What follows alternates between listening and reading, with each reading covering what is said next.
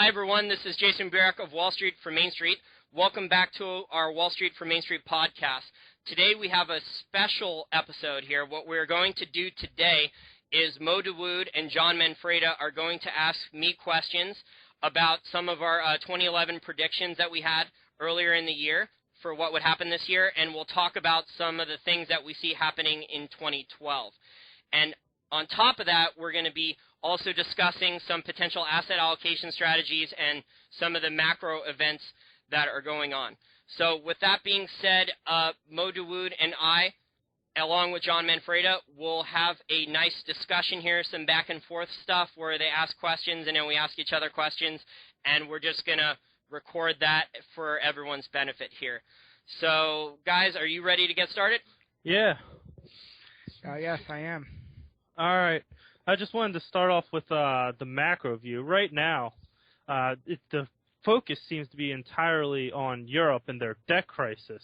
And the market, I think, seemingly is ignoring the American currency crisis. They're ignoring energy crisis and numerous other things. And as a result, you saw somewhat of a strengthening dollar. And I was wondering, is this sort of a friendly environment for the Federal Reserve to launch QE3? John, I think you're onto something very much here. Now, the markets in general are short-sighted, but more so in the last couple of years. I think you've seen the markets in general just become even more short-sighted than they were in the past. So the long-term Warren Buffett buy and hold investing, in my humble opinion, is dead for right now, until, currencies become more stable, until we know, the tax laws are better and things are going to improve. The macroeconomic situation, John, is so bad. It is so bad. I can make a very good argument that it is worse than what happened in the 1920s and 30s leading up to World War II. So I think these are some of the factors that people who are allocating capital and, are trying to get a return on investment or trying to get some dividend stocks need to understand. And, you talked about the Federal Reserve, and what the Federal Reserve is looking to do is the Federal Reserve's job, John, is not to, promote price stability. It's not to get loans out to Americans right now, on Main Street. Their job is to protect the banks, the large American banks, the multinationals, and that part of that, too, is also to maintain the status quo. So what the question is, what will the Federal Reserve do or not do to maintain the status quo? Will the Federal Reserve give, $100 billion or $200 billion or $3 trillion to the IMF to, help implement this SDR? Will the Federal Reserve, through the currency swap lines, will they continue to give out hundreds of billions of dollars to the ECB and these European banks in like a backdoor bailout? Now, I think it's pretty clear that the Federal Reserve is going to do what it takes to maintain the status quo, unless you have, stronger politicians in there telling them not to. And even then, I don't know if the politicians can get them to stop. Actually, I just wanted to follow up. That is very true. Jim Rickards, in his book Currency Wars, I just read last night, he even said in his book that the whole purpose that J.P. Morgan and numerous other bank officials started the Federal Reserve was a way to protect the banks from the crisis that happened, just in case another, I forget, was it 1907 or 1906, happened again. So Jim Rickards, in his book Currency Wars, he actually admitted that. So Yeah, great point. And the Federal Reserve policy is not to have deflation, but to have inflation. Numerous times in the past, they said that the last thing they want is deflation because of what happened in the Great Depression. So from going forward from now, I expect them to pursue policies that will hopefully inflate the economy and pursuing to so they can pay their debt in cheaper dollars. Now, will they do QE or whatever they call it? They definitely will. I think they'll do it sometime in the first quarter of 2012. And from what I heard from Jim Rickett also, that what the Fed will do instead is have a target on the GDP, and in order to achieve that, they'll print unlimited amount of dollars to achieve their target on GDP. So there could be an unlimited amount of dollars being printed in our economy, which is very inflationary. Yeah, Mo, and then you combine that with the dollar pegs that the other countries have on the money printing itself, and you're seeing the inflation that's created after, the U.S. creates the inflation. It's exported to a country like China that has a dollar peg, and that's, there's a lag time afterwards where the inflation is then imported back to the U.S. in goods and services that Chinese, multinationals or Chinese companies then export back to the U.S. So there's a lag time involved. The monetary inflation has been created, obviously, but what what I think deflationists are missing, a lot of the deflationists are missing, is that they expect deflation. First of all, they aggregate money and credit together, which I think is a mistake, but they expect the inflation to occur in the U.S. banking system, and that's not where the inflation is occurring. The inflation is coming back through the U.S.'s trade deficit, thanks to the dollar peg and the other things, when other countries export their goods back to the U.S. and the U.S. consumer imports goods. Great point. And for what's going on in Europe, we could see a devaluation in the euro due to all this money printing, and a lot of experts from Gerald Celente and Chris Weldon, I believe, are predicting a bank holiday in Europe in order to devalue the euro. And going back and looking at 2011, if anybody follows what's going on in Europe, what happened in Europe, it's no surprise. From looking back at what happened in Europe, what is your biggest major event that you think people should remember from 2011? Well, in terms of Europe, I think the Europeans, except for the British, the British and the Americans, what they did actually do is they recapitalized their banks to a certain extent, but the rest of the EU did not do this. So this is what you're seeing right now, is you're seeing the rest of the banks in the EU need to recapitalize their banks. So Sprott wrote a great article on this about the German banks. The German banks were all levered over 40-1, with their outstanding debt and their derivative exposure and their lack of, assets. And you're seeing the market, force these banks in, France, Germany, etc., to recapitalize right now. And, it's not a painless process here. So I think the mistake is that these politicians, which are involved in the banking system too, are so short-sighted here. And I mean, most of them have no financial experience. Most of them have no, private sector experience running business or something like that, unless they're from Goldman Sachs.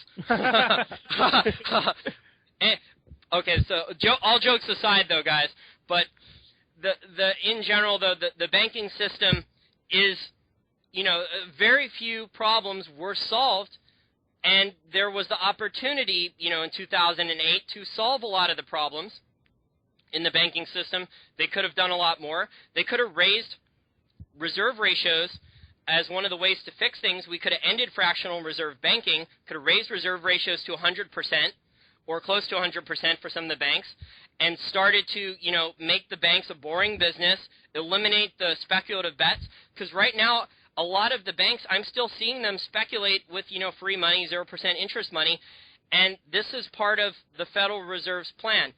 And, the ECB doesn't have the world's reserve currency like the Federal Reserve, and the Federal Reserve, the owners of the Federal Reserve, also, have interest in the European banks. So I think this is something that most American people still don't understand yet, is that to maintain the status quo, will the Federal Reserve give the ECB, trillions of dollars? Will they give these foreign European banks trillions of dollars? And none of this, unfortunately, guys, is benefiting the European people. We are seeing, basically debt slave serfs in those countries where the unemployment rates are super high, especially for men, in our age demographic, where they can't get a job, they have massive student loan debt, and, they can't find anything to work, they can barely pay their bills, or they can't pay their bills at all, they're living at home, they're depressed, they're out on the street, protesting, and they might not even have all the solutions. And the question is, are we going to put in a long-term solution here, or are we just going to keep doing these stupid short-term solutions that are like, politically rent-seeking and stuff, where Wall Street and these large, other banks that are connected, like the European banks, continue to get 0% interest rate money to speculate with? Yeah, that's an excellent point, and I actually wish they would implement a long-term solution, but I've seen no sign of that. And one thing that's getting big publicity is central bankers are now buying gold.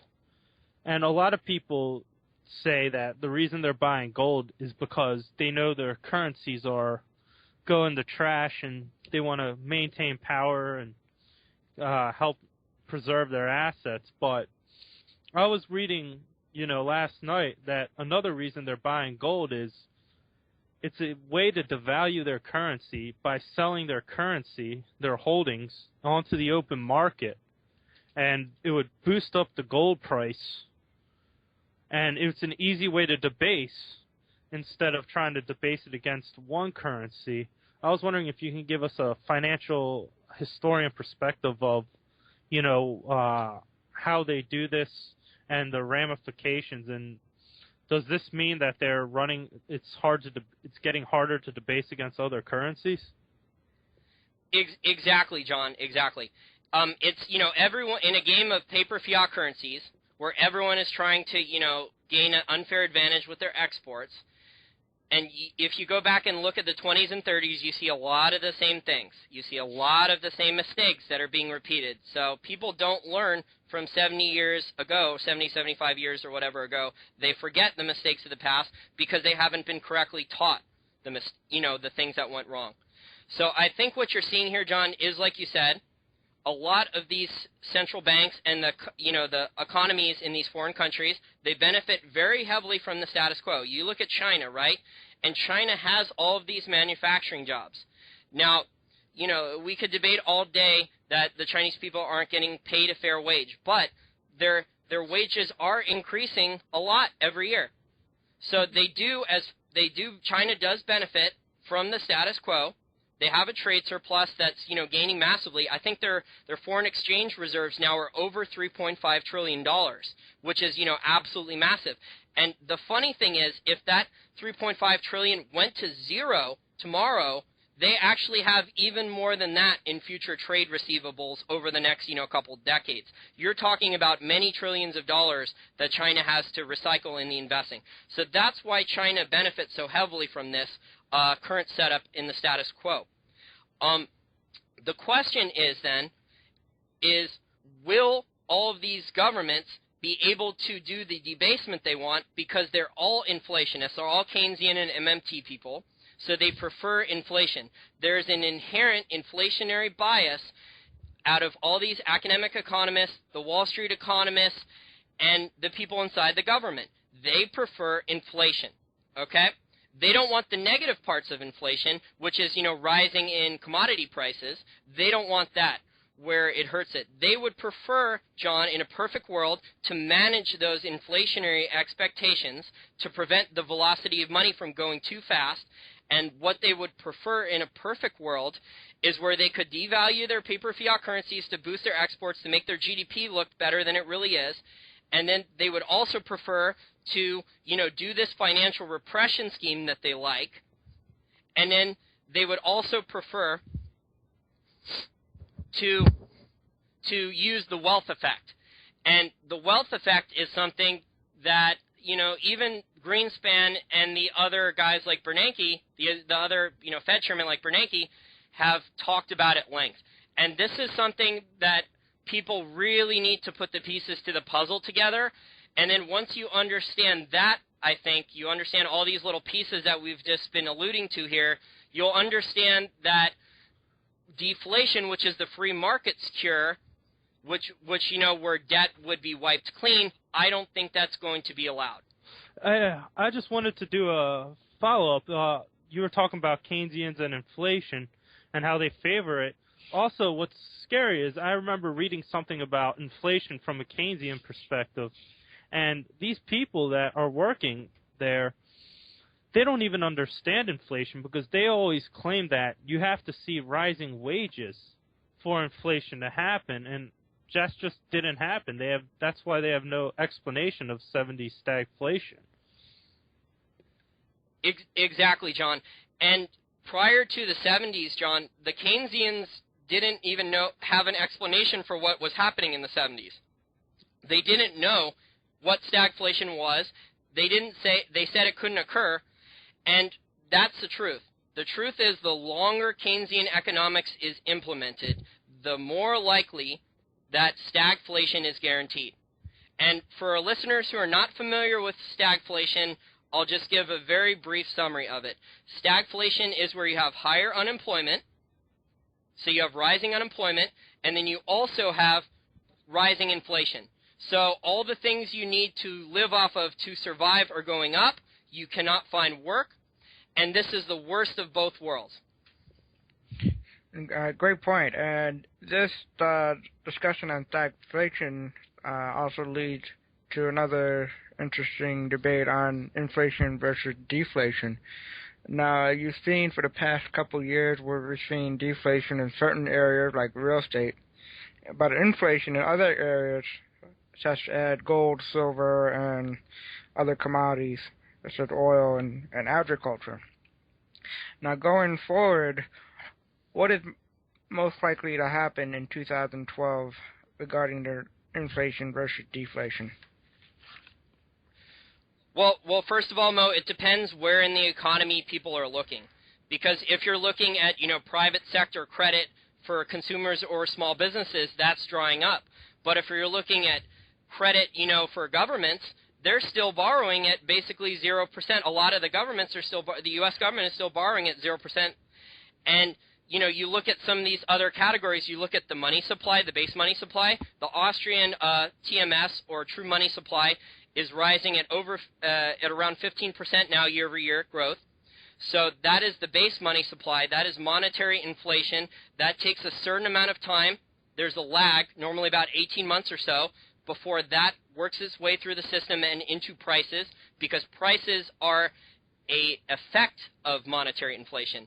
Prices are a symptom. Higher prices are a symptom. So I think this is something that people are the deflationists always point to, where the higher prices, but the CPI and some of these other measurements of inflation are not accurately measuring inflation because the government, the Bureau of Labor Statistics, has substituted out the use of Eurodonics and geometric weighting, and they're not measuring the same basket of goods and services. If they're measuring the same basket of goods and services, it would be very obvious that there is a certain amount of inflation already in the system that's affecting, you, me, businesses on an everyday basis. And we can figure this out, guys, by looking at, listening to conference calls and reading conference call transcripts from a lot of the companies that do business, inside the United States and outside the United States. They do import, export, and multinationals. And if you listen to a lot of those conference calls, you can hear pretty much across the board from these companies that my insurance costs are up, my labor costs are rising rapidly, and my materials costs are rising. Great point. And if you listen to, speaking regarding to conference calls, if you listen to conference call from Walmart or other retailers like Chipotle, and the biggest concern they have is inflation. A lot of them have big concern about rising commodity prices going forward. Now, let's shift gear here and talk about a specific type of commodity that we like to talk about, which is gold and silver. And a lot of investors in 2011 were disappointed in seeing what happened with the silver market. It pretty much had a flat year if you compare the prices from last year, which was around $32, and now we're looking at it at $29. And at one point it did reach $49, and then it collapsed. So, and our prediction, well, my prediction was off because I predicted that it would be at $50 by the end of this year, and it didn't happen mainly because I underestimated the paper market and the intervention and the manipulation that's been going on in the past year. So what is your thought about the silver market? Well, to give you a little credit, Mo, we did nail gold. If people go back and listen to our 2011 predictions, we nailed the gold price almost perfectly. We said gold would go way above 1,600 to 1,650. It would go way above that range, and then it would pull back into this range by the end of the year. So we were right on gold, and we were very wrong on silver. We did not understand the amount of volatility in silver, and we didn't think that the hedge funds would just, hop on the trade and drive the trade up so quickly, because, silver was touched $50 way early in 2011, a lot earlier than you and I thought it would. And like you said, the paper price for silver, we don't live in free markets, first of all. That we have illusions of free markets. There are certain free market forces are allowed in certain capital markets, and in certain sectors of the economy, we have free market forces where beneficial deflation in terms of purchasing power, where the consumer gets, higher quality goods and services at lower prices are allowed. So in like technology, for computers, for flat screen TV, cell phones, things like this, we do have beneficial deflation in terms of purchasing power, and that's a free market force because free markets do produce beneficial deflation in those terms. However, the markets that we now live in, especially the capital markets, are managed markets, like you said, Mo. They are interventionist markets. So, silver was about to go parabolic, Mo. Like, silver, if it had passed $50 an ounce and closed a little strongly above that, could have easily went to, 66 and tested that before a pullback. But what happened was, all of these margin increases. There was, I believe, 5 in a 3-day span or some ridiculous number. And there was at one point, I think, even a couple months ago, there was over 1,800 contracts of silver that were scheduled for delivery, a month away. And then they raised the margin increases 5 times, or a humongous number in a short time span. And that amount of open interest for delivery of physical silver contracts on the COMEX, that number dropped from 1,800 down to 180. So this destroyed the margin increases, destroyed the market. Now, we can debate about the timing of whether or not the margin increases were right or wrong, but like you guys said, there is a lot more paper silver out there than physical. What this means to, I think, investors is that people should not chase the momentum. They should not, chase the price going higher for silver and for gold. So they should, keep a cash position as a defensive part of their portfolio. They can keep bullion if they want to. They can, keep a cash position in dollars, euros, a mix of currencies if they want, or they can keep some physical bullion as part of their cash position for the defensive part of their portfolio. And then on a dip, if they want to, go and buy more exposure to, the gold stocks or the silver stocks, the best quality producers, after, a 20% correction, they can go in there and add to positions or start a position. All right. I was actually wondering, a couple of months ago, I remember you talking about gold and how it will eventually start making parabolic gains. Maybe we could see $100 spikes. Do you think that could start happening this year or possibly after QE3, or you think that might be even further into the future? That is very possible, John. I expect a lot more volatility in commodities prices and in markets in general. This is tried and true of what has happened in the past. The more there's currency wars and the more interventionism there are into markets in general. So we're going to not have price stability here. We're going to have price instability in the markets. We're going to have price instability in also, regular Main Street businesses, real businesses, and it's going to create massive volatility. And the massive volatility is going to hurt for commodities and other types of real businesses. It's going to hurt smart, long-term investment that needs to go in because you look in some of these other commodity sectors like a rare earths market, and the rare earths prices have dropped a ton in the last 6 months, and some of these rare earth miners that had positive project economics at higher rare earth prices, they're not going to get the funding that they need to go into production in 3 or 4 years at these lower rare earth prices. So this is going to create a negative feedback loop for supply deficits going forward, John. So this is going to create even more problems in the real economy and lead to, in the longer term, higher supply-demand imbalances, and it's going to hurt, supply, because demand for a lot of commodities is still rising. Excellent point. And as we said before, a lot of companies are very concerned about the rising input costs and how it's affecting their business. Now let's going back to the gold market. Now gold in 2011 did pretty well. It had another double-digit return. And for 2012, what is your outlook for gold? I believe that gold will go past $2,000 with no problem. It might even happen in the first quarter of 2012, depending on if we see another stimulus program come online. So what's your outlook for gold? I think by the end of 2012, Mo, I think gold will easily touch the, go over 2,000.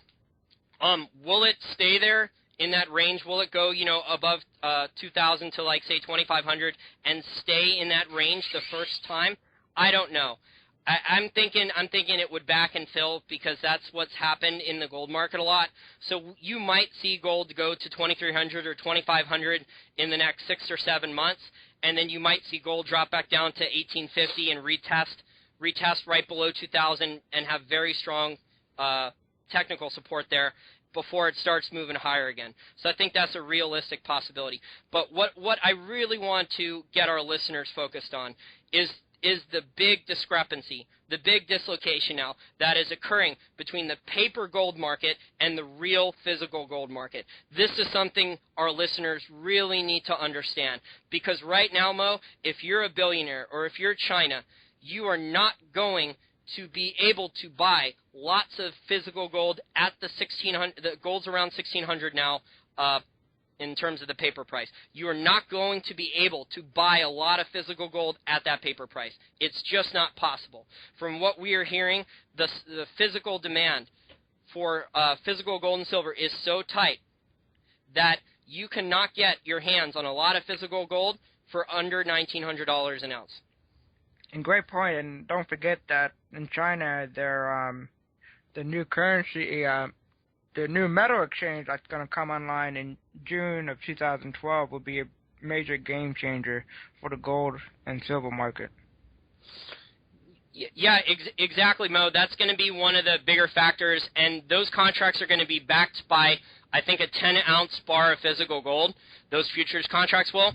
So the physical will have to be there in the vault, and there won't be, 100-to-1 paper leverage on the amount of gold in the vault. It won't be like fractional gold reserves. But in terms of the miners, in terms of the gold market is changing. The gold market is changing very rapidly.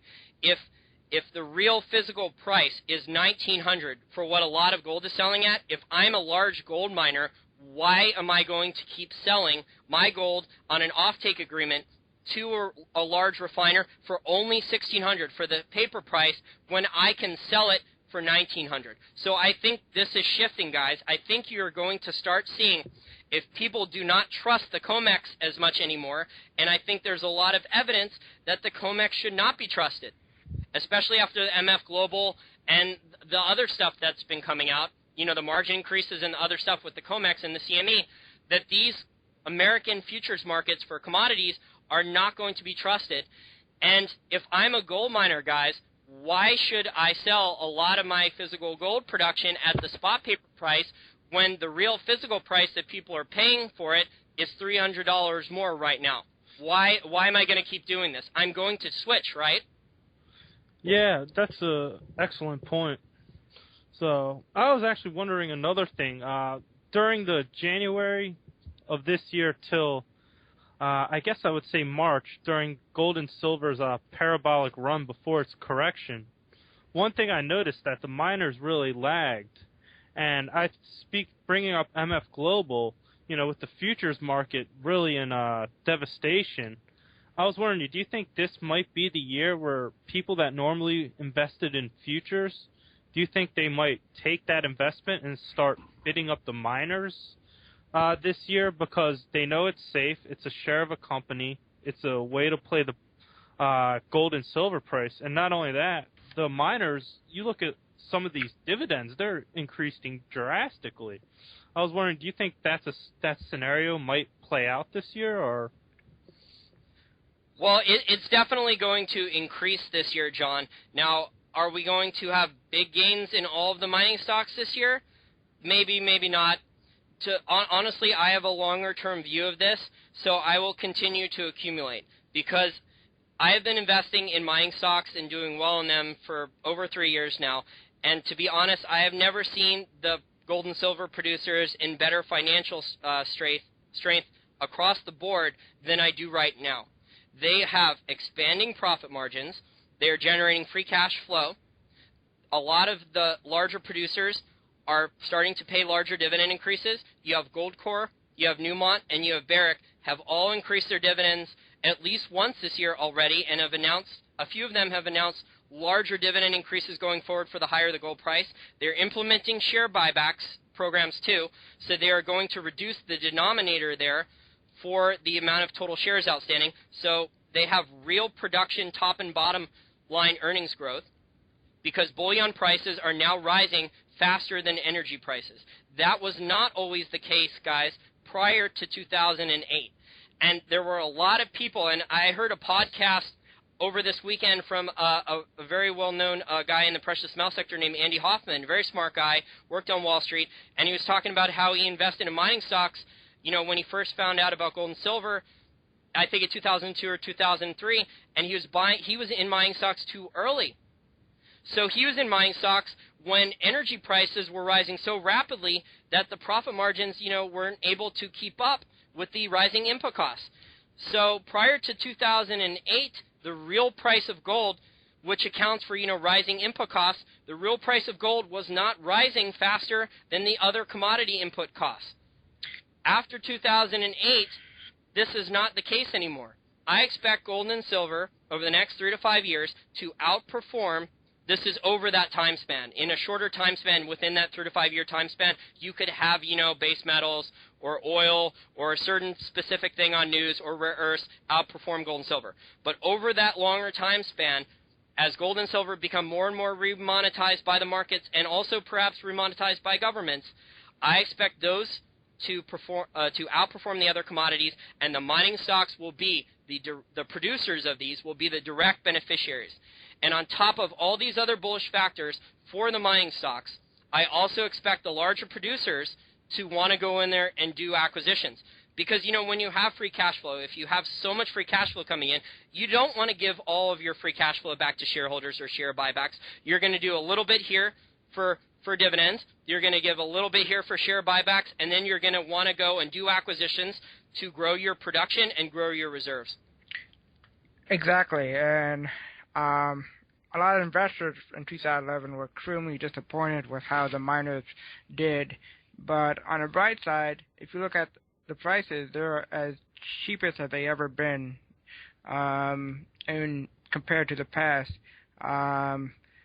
And you look at the fundamentals and you see the increasing profit margin and the increasing cash balance and the increasing cash flow, and yet the price of the stock hasn't moved at all. So this is a great time for investors to keep adding to their position and to take advantage of it because who knows, 2012, we could see big gains and you could have missed the boat. Yeah, and Mo, the miners are in an absolute sweet spot here, an absolute sweet spot, because you have oil around 100 or so a barrel. The Brent crude, it's like, 110 for Brent crude, and WTI's around, 90-something or 100. And you have gold and silver prices. You have gold at, what, 1,600 now, and you have silver around 30-ish, right? And at these prices, if you talk to a lot of the CEOs of the gold and silver companies, they would, if you asked them a couple years ago, they would not have expected, most of the CEOs would not have expected bullion prices to be this high. So this is a real sweet spot for the mining companies here, and this is an opportunity, even if precious metal prices stay in a little trading range for the next 8 months or a year. This is going to be an opportunity for the mining companies to generate absolutely enormous amounts of cash flow. All right, I was going to say, I just wanted to follow up. And another thing what people forgot is I remember one day gold went up $25 an ounce, and oil actually went down. And for whatever reason, the mining stocks went down. And I was saying that day I fired a couple of times because their fundamentals were going up, their asset prices, and their costs were going down. That's what people forget, and that's one reason you saw good earnings, even though you didn't see it in the stock price. And another bullish tendency for gold also has that's not talked about is what people forget is the oil market. There's around 600 trillion worth of derivatives. When I read this from Dan Dicker, in the oil market, and the best example he gave is during the BP oil spill. Oil prices, he said, should have been going up because production was being cut and demand was increasing. But since the paper oil market's so huge and so leveraged, oil prices went down because the way people got out of the oil market was they sold their future contracts and devalued the oil prices. So if there's any type of risk of the oil market, the way people are going to get out of it is by selling their paper oil, lowering the oil price, and while that's happening, gold and silver will be rising, and the fundamentals are just going to be astronomical. I would say this is just a bargain. Yeah, John, and in terms of asset allocation strategies for your portfolio, we talked about the defensive side of people's portfolio, how they should have a cash or bullion position to take advantage of opportunities and liquidity. They should have dividend stocks in like consumer staples, utilities, Canadian Energy Trust, MLPs, those types of things, if they need yield. And for the offensive side of their portfolio, John, I think you brought up another opportunity here is that the market is, besides gold and silver miners, which we love, these are undervalued growth stocks that are in superb financial shape. Besides gold and silver miners, the energy plays are another sector, and also rare earths are another sector of the commodity thing that we want to have some offensive exposure to. Now, I'm not saying we should be invested in all commodities across the board. I don't like the base metals in general because of their exposure to China. I don't like, pure copper plays. I don't like high-grade iron ore. Those types of companies, like a Rio Tinto, is too much base metal exposure, and I think people should avoid those. But I think anything tied to food and energy and also precious metals is going to do very well because people still need to eat, they still need to heat their homes, they still want cheap electricity, and they still need transportation stuff. So people can only, substitute, switch their levels of transportation. There's still going to be a certain amount of fuel used. So we do have, like you said, rising demand, especially in the emerging markets. The U.S. consumer is no longer the main user of energy worldwide. The marginal consumer of energy now is the developing countries, the G20, the Chinas, the Indias, the families there that are buying their first cars.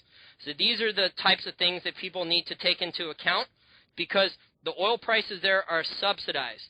They are very heavily subsidized by the government. Consumption is subsidized. If you live in China, you're paying under $1 a gallon for gasoline. So that means then the odds of you with higher oil prices and demand destruction and free market forces curbing the amount of oil you consume is decreased. You are going to keep consuming oil if you bought your car and you're paying under $1 under $1 a gallon gasoline for your oil. And this is the same in a lot of other OPEC countries too. So I think these are the types of exposures where on the offensive side of people's portfolio in their asset allocation strategy, people need to be invested in.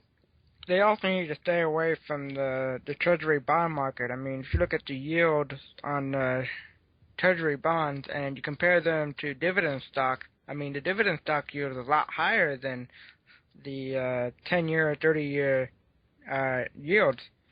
So for people that are retired or they rely on yield, they should definitely stay away from the Treasury bond market and look at, Canadian yield or oil trust funds. Look at companies like Chevron and Johnson & Johnson and other companies that produce... And utilities. And utilities as well. Stuff that people need every day. I think people that need to focus on that if they need yield. Exactly, Mo, and that's part of the financial repression scheme. This is where most of the governments in the world, especially the G7, want to continue. They don't want to pay free market interest rates. They don't want bond vigilantes in their country. They're doing their best to avoid free market forces in the bond markets for their sovereign debt.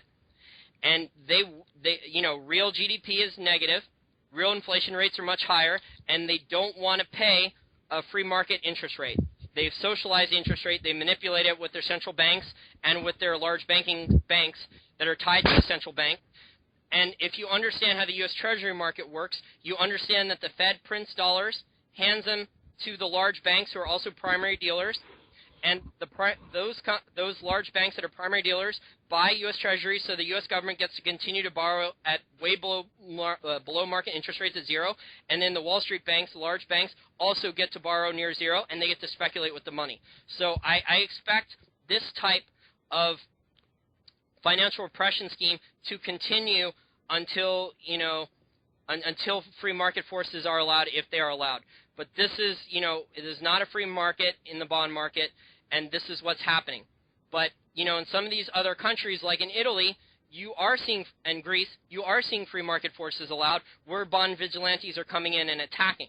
The question is, what countries will be next on that?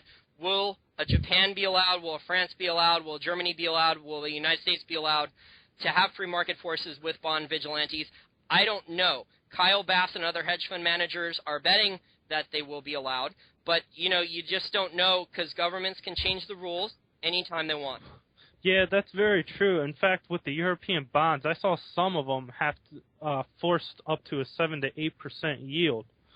I don't know if it's still doing that. I don't know what manipulation came in. But I actually wanted to transition to the energy crisis that right now, people, non-peak oilers say, they look at production, they look at demand. Demand is rising. I think everyone knows from the 7 billion. Some of them say that we're going to, like Porter Stansberry said, that we always find reservoirs and new reservoirs. That's how history's worked, even though, from what I see, we're running out of known reserves, and the big discoveries have already been made. But another thing people forget to speak about in the peak oil is the geopolitical point of it. And if you just look at it right now, there's been this huge Bakken shale and natural gas emergence in America. There's a Marcellus shale. There's some in Texas with Chesapeake Energy. It's been happening in Argentina, and I hear there might be some signs of it in China. But what they forget to factor in is, there's the fracking. There's a lot of people are wary of fracking. They don't trust it. So we don't know how much of that natural gas will be able to come onto the market because of the environmental concerns. If you look at coal, they have a bullseye on their back every which way. And American household, 50% of your electricity in your household comes from coal. So that production, because of geopolitical, can get halted. And that would cause not just oil and gas or transportation energy crisis, but electricity crisis. And they're forgetting the Mideast tensions. You look at all the protests. And then there's the environmentalists halting production. And I was wondering, what would you say about the geopolitical and peak oil? Well, first of all, John, for our listeners who are not that familiar with peak oil doesn't mean we're running out of oil completely. all peak oil means is we're running out of cheap oil, like light sweet crude, the stuff that's easy to refine, easy to pull out of the ground, that's in sand, it's trapped in sand. It's easy to refine, it's easy to process, and it's cheaper to extract. So that's what we have a situation developing. We have a situation developing over the next 5 to 7 years, I would say, where we have a cheap oil, a cheap energy, and a cheap electricity crisis developing, where we have the world population is over 7 billion right now, and it's projected to grow to 9 billion in the next few decades. And I don't know if it'll go to 9 billion, but even if it just stays at 7 billion, the question is the world designed for that many people to consume energy and food and all these other, resources? Is the world capable of being able to renew, have renewable stuff? So I think what's happened, John, instead is if we started planning for this, 10, 15, 20 years ago, we would be in really good shape.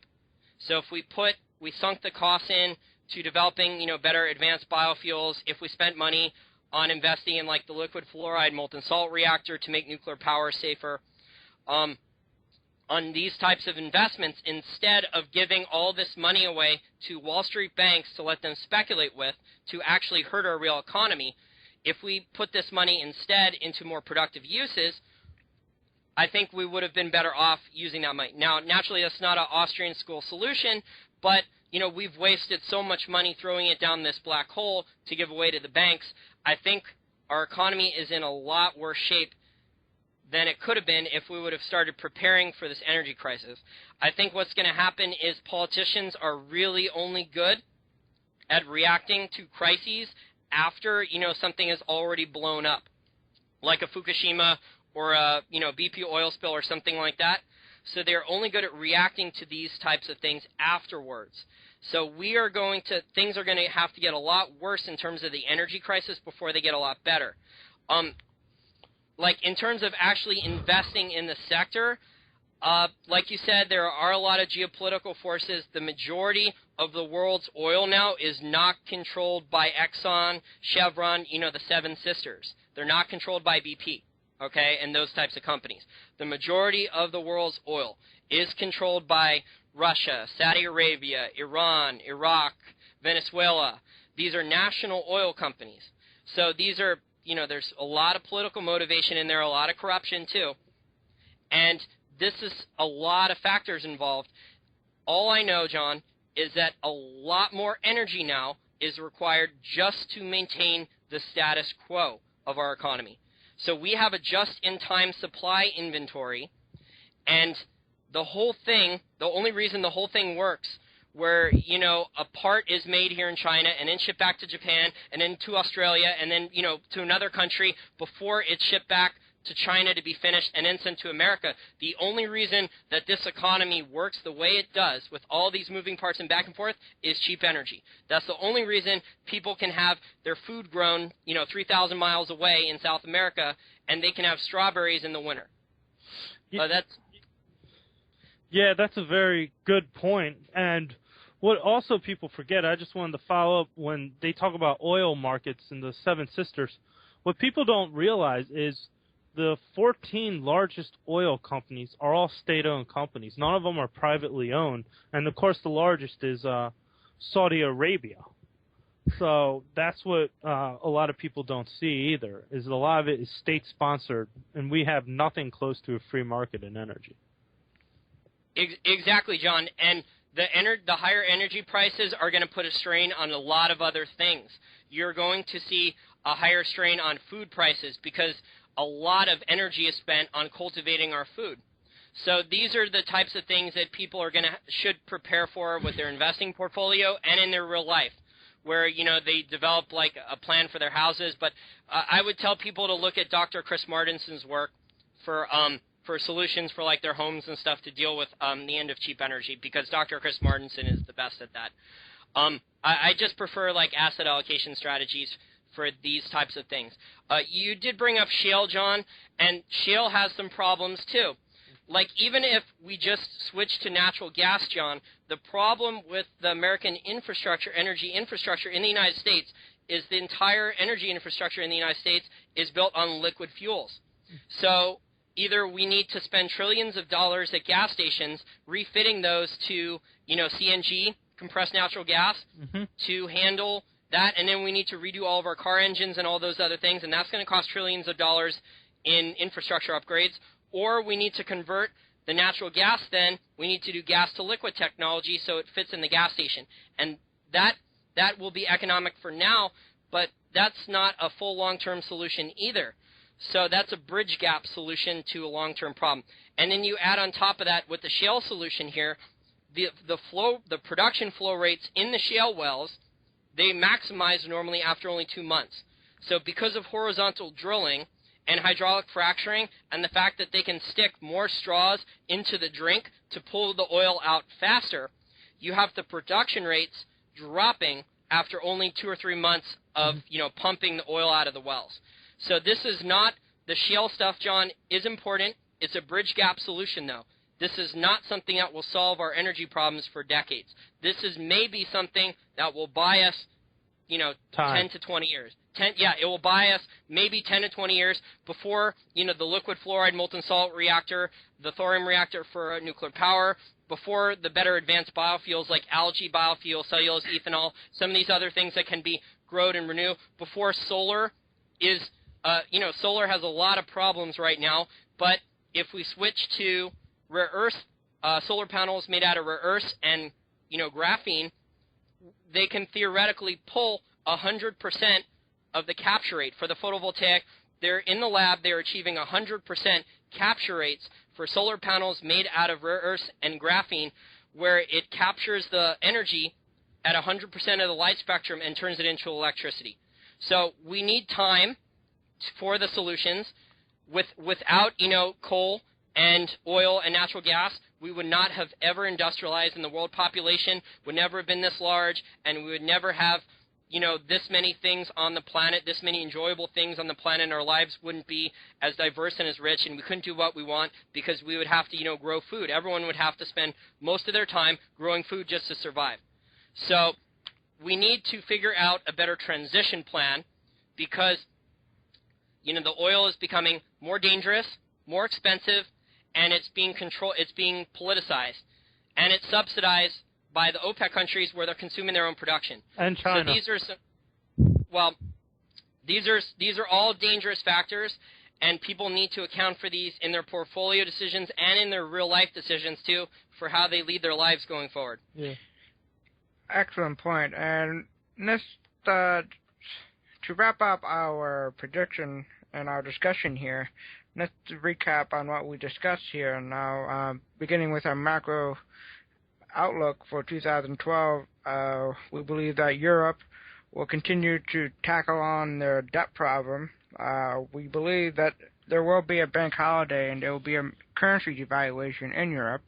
For the U.S., the U.S. has our own problem with our own debt. We should expect to see additional stimulus program coming from the government and from the Fed. Will it be QE or some other type of stimulus? We will see. And also, we discussed the gold and silver market. We believe gold will go past $2,000. Will it stay above there for the first time? Maybe, maybe not. For the silver price, I don't think we discussed our prediction for the silver price, but I believe for 2012 we will go above and beyond $50 into all-time high. What about you, Jason? I'm thinking silver will test 50 again by the end of 2012. I'm thinking silver will probably even blow past 50 once, but if silver does blow past 50, what you're going to see is if silver gets anywhere near that Fibonacci, that 32% Fibonacci move above 50, around the $66, $67 an ounce range, you will see most likely the margin increases come again. And for the people here, for our listeners, for your gold and silver positions, we don't tell people to buy and hold permanently. You can have a core portfolio position of physical bullion and your best stocks. But what we like to do is we like to take gains on large run-ups. We like to sell into strength. So on the last, despite gold and silver pulling back earlier in the year, what we did on the run-up in silver was we took gains on First Majestic Silver and Great Panther Silver. We took over 600% gains on First Majestic Silver for a position in a little over 12-month span, and we took over 400% gains in Great Panther Silver in about a 12-month span or so. And we sold into strength on those because the stocks run up a lot. And then what we would suggest that people would do, it is our opinion that people should hold some cash and then, as part of their cash position, keep a core portfolio position, gold and silver stocks, and wait for another pullback. So sell. What you want to do is sell into strength and then buy on weakness.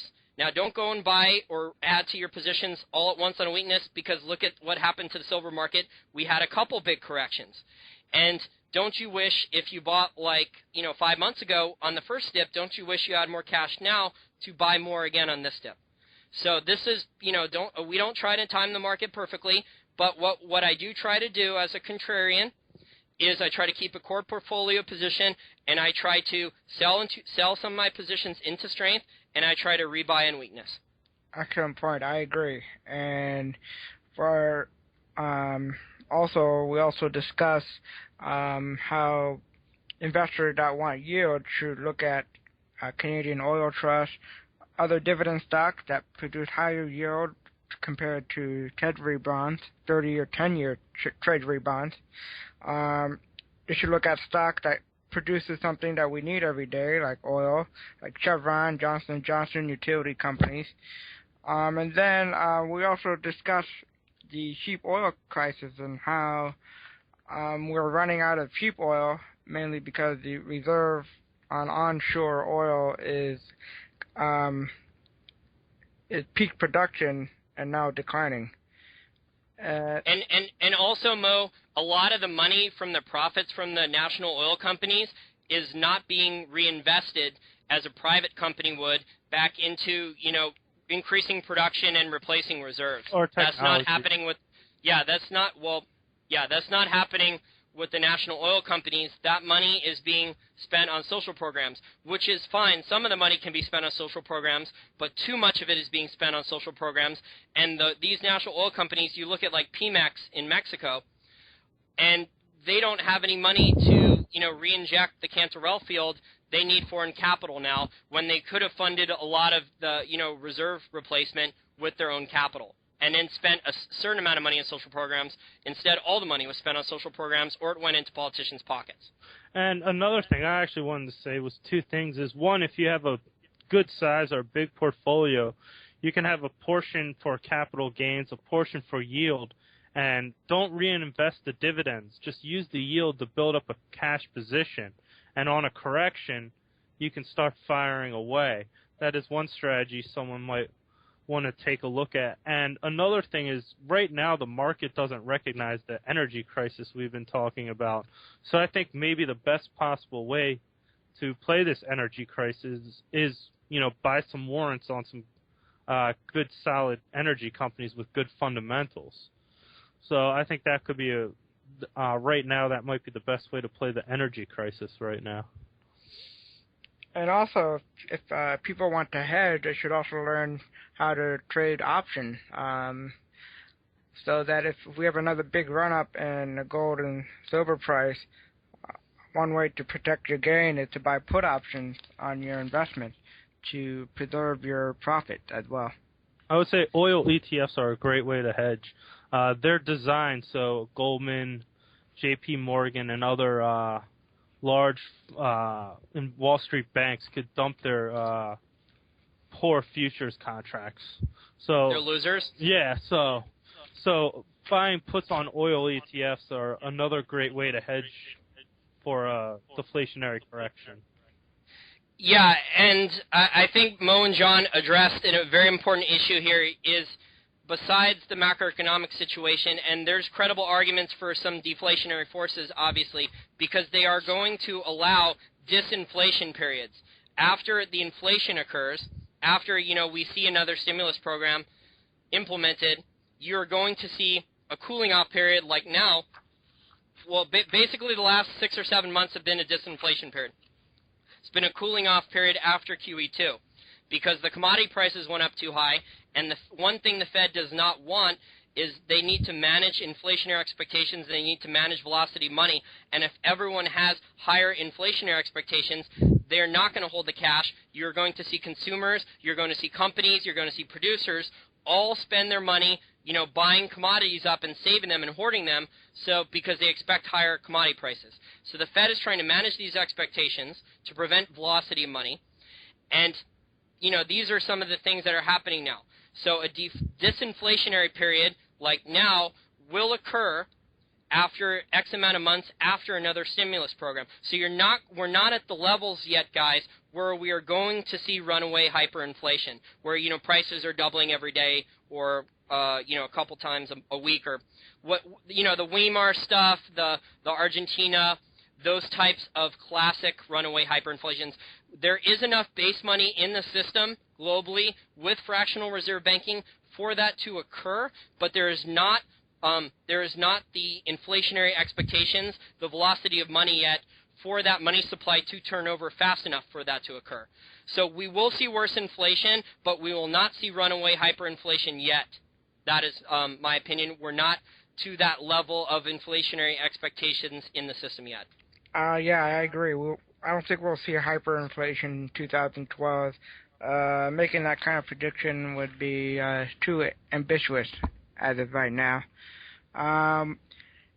So that's pretty much wrapped up our podcast for today. Do you, John or Jason, would like to have any final thoughts before we go? No, I just hope everyone has a happy and safe New Year to all our listeners. I wish everyone, Merry Christmas, Happy Hanukkah, or whatever, holiday you celebrate, and a Happy New Year. But I do have a few final thoughts here. So, you have a lot of factors going on, and for most people, this is, honestly, it's overwhelming. There are a lot of details here. There are a lot of factors that even professionals have not fully accounted for.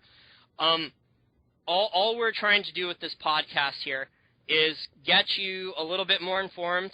So maybe you do a little bit more of your own research work. You ask a little bit better questions to someone else maybe who's helping you manage some of the money for you. And, that's just our goal here. Our goal here is to help people so they can at least survive and have some capital and they don't completely get wiped out, because I think things, Mo and John, are going to get a lot worse before they get better. And we are really in a situation here where we have the worst of both worlds converging. We have a situation here, guys, and I'm not sure if you agree with me on this, but we have a situation here where the prices for things you need every day are rising very rapidly, where the unemployment rate is getting harder and harder for you to find a job, and if you do have a job, your wages are not increasing to keep up with your standard of living, so your standard of living is declining. And then on top of this, guys, the assets you own are only rising at most in a nominal value, which means that, you're not getting any positive benefits here. You're not really getting wealthier. Even if your asset prices are rising, they're not even keeping up with the inflation rate.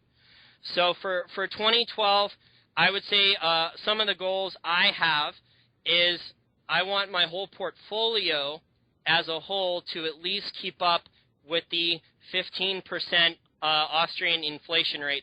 Otherwise, I have lost to inflation. Oh, I agree. I think we both have similar goals regarding our portfolio. Also, one of the goals I have is to actively manage the run-up we have in gold and silver by hedging, and so I can protect my profits and gains using the option. What about you, John? My goal is same thing, to hedge better and to protect my gains and start building up a cash position. I think QE3 is eventually going to be announced, and I think that will be a good time to start building a cash position for because then a correction will come. So right now I'm trying to accumulate more positions, and then when QE3 comes, I'll do a contrarian point of view, build up a cash position, so when the correction does come, because I don't see any signs of free market forces, and when the run-up comes, I'll probably helpfully hedge, take gains, and one way I'm going to hedge is buy puts on oil ETFs. I actually think that's safer than buying puts on European banks, so that ought to say something. So to wrap things up, gentlemen, we expect worsening stagflation, at least here in the U.S., arguably globally then, where misallocation of capital and resources continue, especially in the private sector. The private sector of economies, unless they're crony capitalists or Wall Street banks, are going to continue to worsen. General business conditions are going to worsen. It's going to be tougher for businesses to operate in this environment. So this is going to create a negative feedback loop here, where, misallocation of capital and resources continues in the private sector because, free market forces aren't allowed and prices aren't allowed to distribute resources and capital appropriately, and where government continues to stay the same size or grow and borrow at zero, and Wall Street continues to speculate, and real unemployment rates in the private sector continue to grow. All right, and for people that want to find more information about what we do, they can visit our website, wallstreetformainstreet.com, and be sure to keep on the lookout because we are going to also upgrade our website, and we're very excited about that. Hopefully we'll be done, I believe, somewhere in the beginning of January.